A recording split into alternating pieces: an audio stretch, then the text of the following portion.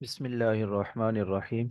जी, आज के लेक्चर में हम ट्रांसपोज कैसे लेते हैं। क्वेश्चन पेपर में आ सकता है find the transpose of A matrix, या फिर लिखा हुआ होगा जस्ट फाइंड ए, और ए के ऊपर स्मॉल टी लिखा हुआ होगा। तो दोनों का एक ही मतलब है कि ट्रांसपोज आपने लेना है। ठीक है, इसका आसान तरीका ये है कि रोज को हमने कन्वर्ट कर देना है कॉलम में।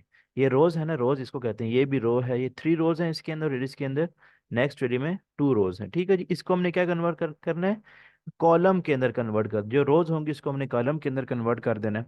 तो हमारा ए ऑफ टी आ जाएगा। पेपर में दो सिनेरियो आ सकते हैं, या जस्ट लिखा हुआ होगा find the transpose of A matrix, या ऐसे लिखा होगा, या फिर ऐसे लिखा हुआ होगा फाइंड ए ऑफ टी। तो दोनों का एक ही मतलब है, ट्रांसपोज ही लेना होगा। तो इसका ट्रांसपोज होगा हमारे पास, ए ऑफ टी का ट्रांसपोज होगा।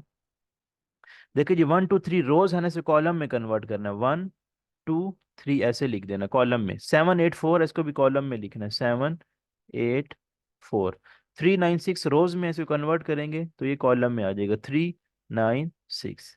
तो ये हमारे पास ए ऑफ टी आ गया, ट्रांसपोज आ गया। ओके जी, 2 रोज हैं इसके अंदर।